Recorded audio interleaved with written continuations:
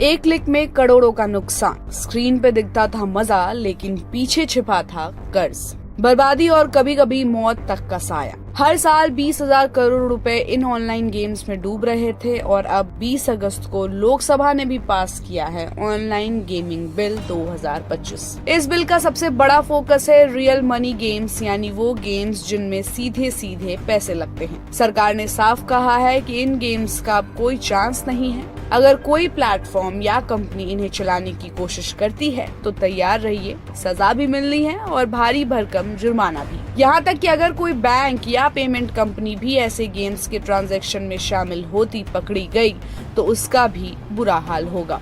अब आप सोच रहे होंगे कि नियम तोड़ा तो क्या होगा, तो सुनिए। किसी भी उल्लंघन पर 3 साल तक की जेल, 1 करोड़ तक का फाइन और अगर बार बार गड़बड़ी की तो सीधा 5 साल जेल और 2 करोड़ का जुर्माना। और सिर्फ कंपनियां ही नहीं, जो लोग इनका विज्ञापन देंगे या प्रमोट करेंगे उनके लिए भी 50 लाख तक की पेनल्टी तय की गई है। लेकिन यहाँ एक ट्विस्ट भी है। सरकार ने हर तरह के गेम्स को रियल मनी गेम्स कैटेगरी में नहीं डाला है। सरकार ने ऑनलाइन गेम्स को 2 कैटेगरी में डिवाइड किया है। ई स्पोर्ट्स, जिसमें एजुकेशनल गेम्स और सोशल गेम्स को अलग रखा गया है, क्योंकि सरकार मानती है कि गेमिंग अगर स्किल, लर्निंग और एंटरटेनमेंट के लिए हो तो बुरा नहीं है, बल्कि युवाओं के लिए नए मौके खोल सकता है। और दूसरी कैटेगरी है रियल मनी गेम्स, जिसे खेलने के लिए पैसों का इस्तेमाल किया जाता है। सरकार ने इसके लिए एक रेगुलेटरी अथॉरिटी बनाने का भी प्लान किया है, जो डिसाइड करेगी कि कौन सा गेम सेफ है और कौन सा रिस्की।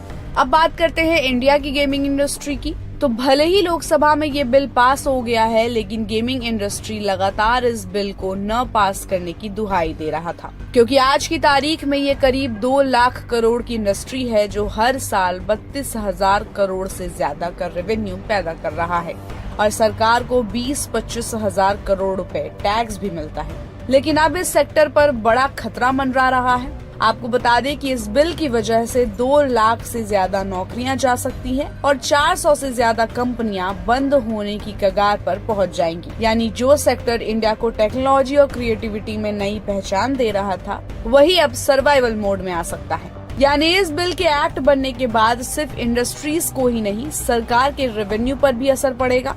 लेकिन सरकार का कहना है कि रेवेन्यू कमाने के और भी तरीके होंगे और ई स्पोर्ट्स के जरिए भी लोगों को नौकरियां दी जा सकती है। फिलहाल वक्त की जरूरत रियल मनी गेम्स को बंद करने की है। यानी सरकार की तरफ से रियल मनी गेम्स वालों के लिए ये सीधा गेम ओवर है। तो आपको क्या लगता है, ऑनलाइन गेमिंग बिल पास करना सही कदम है या कोई और रास्ता निकाला जा सकता था? हमें अपनी राय